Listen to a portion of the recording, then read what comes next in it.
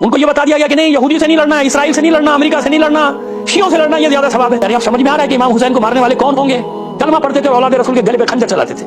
अली की मोहब्बत के बारे में जबान खोल दे तो आपको आग लग जाती है। उसी मस्जिद के दरवाजे पे आगे बसें वैगनें खड़ी होती हैं, रिक्शे करते हैं, सारा दिन गाने बज रहे हैं, रातें गुजरी हैं, डांस हो रहा है, सब हो रहा है, कभी किसी मौलवी को शिकायत नहीं हुई। जहां 10 मुहर्रम को वहां से अली और हुसैन का नाम आया और पूरा उनका दीन खतरे में, उनका इस्लाम खतरे में आ जाता। अब तक मैं सदमे की हालत में हूँ। हमारे दोस्त मुफ्ती फजल हमदर्द साहब, उन पे हमला किया गया कि वो हिंदुओं के पास गए, कोई झगड़ा नहीं हुआ, मसीहियों के पास गए, कोई झगड़ा नहीं हुआ, गुरुद्वारे में गए, सिखों के पास गए, कोई झगड़ा नहीं हुआ, किसी के पास गए, कोई झगड़ा नहीं हुआ। जहां अहले बैत अलैहिस्सलाम की बात आई और वहां ये कयामत टूट पड़ती है। ये अजीब बात है कि जहां अली और हुब्बे अली की बात आ जाए, जहां हुसैन की बात आ जाए, वहां कयामत टूट पड़ती है। और फिर आप दावेदार ये हैं कि जब कोई बात किया कहते हैं हम भी तो अहले बैत को मानते हैं। भी क्या होता है भाई? हम भी तो मानते हैं, हम भी तो मानते हैं। सुन तो सकते नहीं, आप जिक्र बर्दाश्त करते नहीं।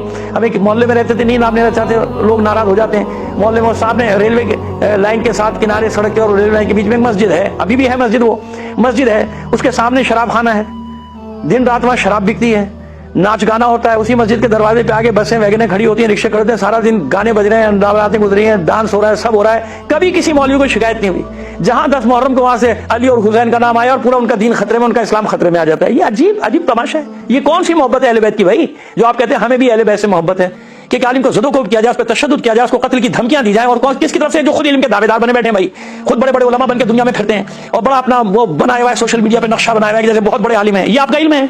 ये आपका मेयार है इल्मी मेयार कि आप गुंडे बेच के एक शरीफ आदमी की पिटाई करवाएं?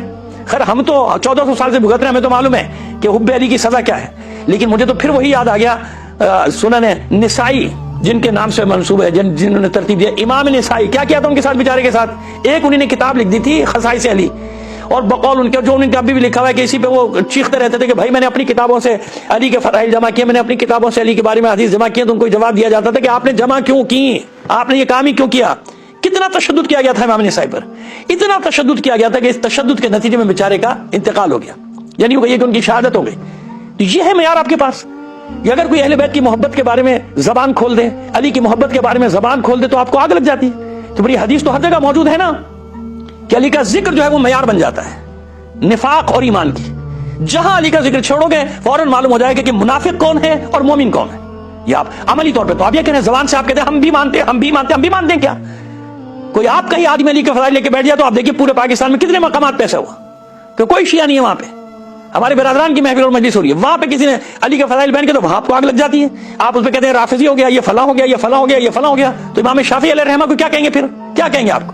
तो यही तो कहते थे कि अगर हुब्बे अहले बैत रिफ्ज़ है फलयशहद अस्सक़लान अन्नी राफिज़ी, तो जमीन और आसमान गवाह है ना कि मैं राफिजी हूं। ये इमाम शाफी, दीवान शाफी उठा लीजिए, पढ़िए उनके अशार अहले बैत की शान में।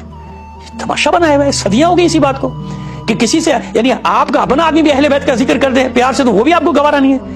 आप किसकी शफाअत की उम्मीद रखते हैं भाई? किससे शफाअत की उम्मीद रखते हैं? छोड़े शियों को, छोड़े राफिजियों को। क्या हुब्बे अहले बैत, रसूल की औलाद की मोहब्बत, सल्लल्लाहु अलैहि वसल्लम की औलाद की मोहब्बत लाजिम नहीं है, लाजिमा नहीं है, वाजिब नहीं है? उससे मोहब्बत का दावा किया जाए, उसकी औलाद से नफरत का ऐलान किया जाए, नफरत का इजहार नहीं तो और क्या है? ये नफरत नहीं है तो क्या है? कोई शख्स उनका जिक्र करे, उसके जान के दुश्मन बन जाओ, उसके जानो माल को लूट लो, उसको जान से मार दो, उसको जिंदगी बर्बाद कर दो, उसके बच्चों के लिए जिंदगी जीना दूभर कर दो। ये ईमान है, ये इस्लाम है, यही सिखा रहे हैं आप लोगों को। इसी तरह तशद्दुद पसंद बनाया गया ना माशरे को, इसी तरह मुतशद्दिद बनाया गया माशरे को। इसीलिए मुल्क यहां तक पहुंच गया तबाही के दाहने तक कि आप लोगों ने बजाय अपनी जिम्मेदारियां अदा करने के लोगों को मुतशद्दिद बनाया, लोगों के दिमागों में नफरतें डाल दी। उनको यह बता दिया गया कि नहीं, यहूदी से नहीं लड़ना, इसराइल से नहीं लड़ना, अमेरिका से नहीं लड़ना, शियों से लड़ना, ये ज्यादा सवाब है। तो वो फलस्तीन के जो मुफ्ती आजम है उनका कौल सही है कि ये इसराइल से कभी भी नहीं लड़ेंगे। अरब और मुसलमान सिर्फ एक सूरत में लड़ सकते हैं कि जरा साबित कर दो कि इसराइली शिया है, इसराइल को शिया साबित कर दो, फिर ये लड़ेंगे। ये है जनाब अमली तौर पे जो आप करें वो ये है कि किसी से आपकी दुश्मनी नहीं। कोई यहूद और नसारा आके बैठ जाए इस्लामी मुल्कों में, मुकद्दस मकामात पे, कोई आपको तकलीफ नहीं होती। आपको तकलीफ वहां होती है जहां अली का जिक्र हो जाए, आपको तकलीफ वहां होती है जहां अहले बैत का जिक्र हो जाए। बहरहाल जितनी मजम्मत की जाए इस फेल की वो कम है। इंतहाई मजमूम हरकत की गई। एक शरीफ इंसान जिसके साथ आपकी तरह कोई सिक्योरिटी लश्कर नहीं चल रहा, कोई सिक्योरिटी गार्ड नहीं चल रहे, उसके पीछे आगे पीछे 10-10 डाले नहीं चल रहे जैसे आपके पीछे चलते हैं, वो बेचारा तन्हा आदमी, उस पर हमला किया, उसको मारा।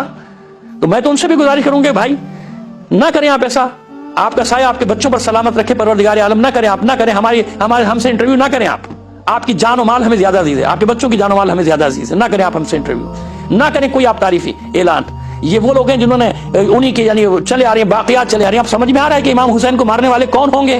کلمہ پڑھتے تھے اور اولاد رسول کے گلے پہ خنجر چلاتے تھے. کلمہ پڑھتے تھے اور خیمے جلاتے تھے سادات کے, بیویوں کے خیمے, رسول زادیوں کے خیمے جلاتے تھے. اب سمجھ میں آ رہا ہے کیا ہے تاریخ؟ یہ تاریخ ہے. نہ کل گوارا تھا ذکر اہل بیت, نہ آج ذکر گوارا ہے. کوئی بھی کرے یہ اس سے نفرت کریں گے, یہ اس کو ماریں گے, یہ اس کو برداشت نہیں کریں گے. وما علینا الا البلاغ المبین.